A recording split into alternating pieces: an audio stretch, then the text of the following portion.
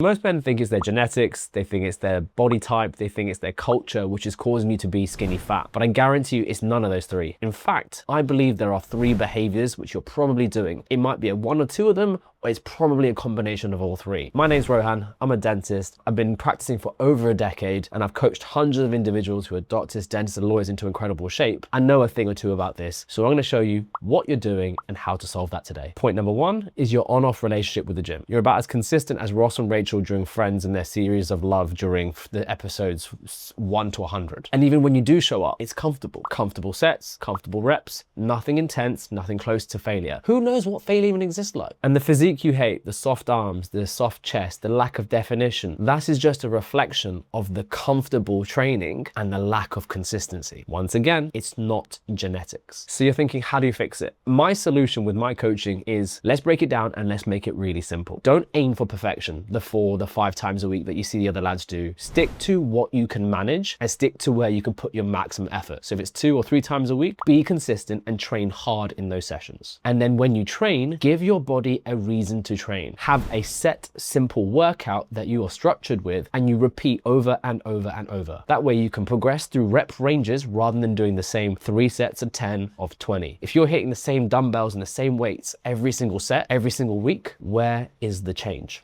I'll be honest with you, I only know this because I've made this mistake myself. When I first started lifting, I just thought the more the better. Hence why I was always trying to hit 3 sets of 10 on my dumbbell press, but nothing ever changed. And I noticed my strength was always going round in circles. No progression, no intensity, pure fatigue. Now I've locked into understanding what true effective training looks like, and it's far more structured, it's far more intense, and it's allowed far better progression. Point number 2, and it's a very simple one, it's nutrition. More specifically, your lack of protein consumption. Now look, you're a busy guy, you're a professional guy, you're smashing your career. So I'm sure you're tracking things like your ingoings, your outgoings. You probably even know where your stocks and your ISAs and your shares are going. But how come you have no idea about your protein intake? Now, it's not rocket science. Protein is the building blocks of muscle, as well as your skin, your hair, your nails, your joints, everything. But you know you need to eat it, but you also don't know how much you're consuming. So let's make it really straightforward. Let's just aim for a simple, repeatable structure. Once again, manageable. 3 to 4 meals of protein a day, where I would aim for approximately 30 to 40 grams of protein. Now, the way in which you calculate how much you need does vary depending on your muscle mass, your years of experience, and overall your goals. But generally speaking, if you can get 3 or 4 meals with 30 to 40 grams of protein, you're going to be eating far more than you are currently. And anything more than what you're doing currently is going to be a win. And I'm going to give you a little bit of an observation I've had as a coach over the last 10 years. Whenever a client comes to me, we do assessment weeks. And the clients who think they eat a lot of protein, they track their 1 week of just normal food on MyFitnessPal. And that week is so insightful because when they think they're hitting protein, they start looking back at it and they'll realize that their cheese and pickle sandwich from Tesco's and their packet of Monster Munch has next to nothing inside it, that they're probably consuming half of what they actually need. So do yourself a favor, before you even make any adjustments, get MyFitnessPal or any other calorie counting app.